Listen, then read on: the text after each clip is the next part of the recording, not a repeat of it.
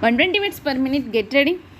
Start. Madam Deputy Chairman, when the House rose for lunch, I was discussing the response of the public to the loan program of the government and was trying to point out that it was rather a serious tendency in the sense that the response of the public had been proved to be poorer during the second plan period than during the first plan period. I was trying to point out that looking to the fact that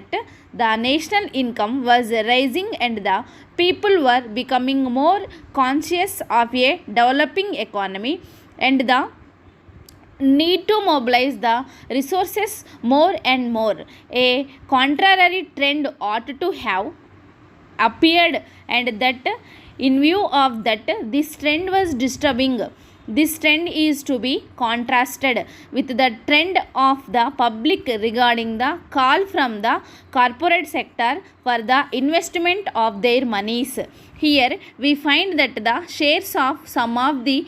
new companies or of the old companies that are issuing new shares are oversubscribed at times to the extent of 15 times the capital that has been asked for by the companies. So here are two pictures. On one, the picture of the government asking the public to subscribe to the public loans, and the other, the picture of the response of the public to the corporate sector demanding investment from the public. While on the one hand there is an enthusiastic response to the demand from the corporate sector,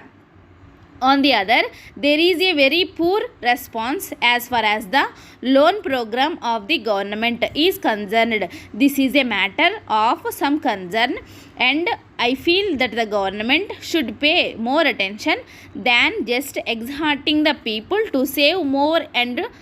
to hand over their savings to the government, as the Honorable Finance Minister has done more than once. If it would have been merely a question of rediverting the money that is coming from the corporate sector to the public exchequer in the form of loans, perhaps the matter would not have been so serious. Then it would have been just a question of reallocation of the functions between the public sector and the private sector. But I feel that there is a large amount of money which is just changing to some lucrative channel, and that explains why the response to the demand from the corporate sector is 15 times.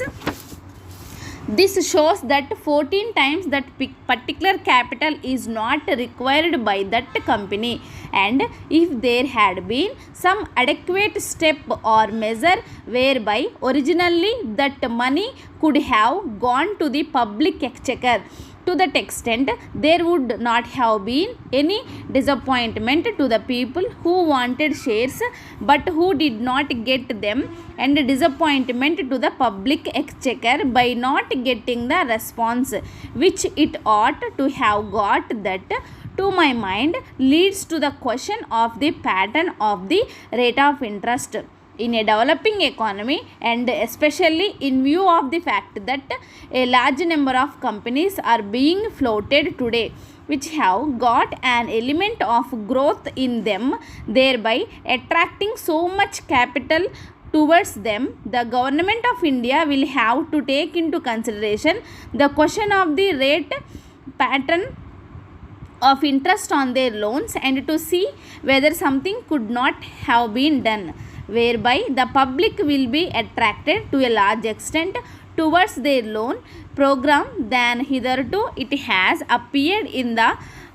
press that the question of supply and want is being reconsidered, and that offers are sought to be made more attractive. If in the same strain the entire question of the loan program is also considered, it may be possible that these loans also might be made more attractive and thereby more capital, which is today just changing the channels of profitable employment, might to be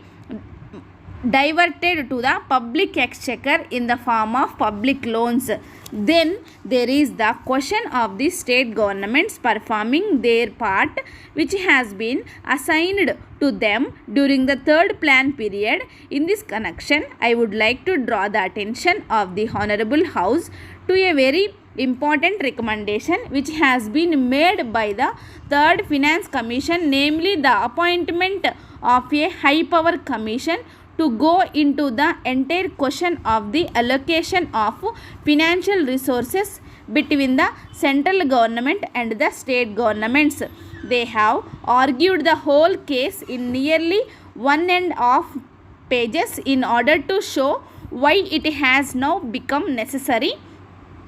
that a high power commission should be appointed to go into this important question. According to the Third Finance Commission, the allocation of resources between the center and the states was made at a time when planned economy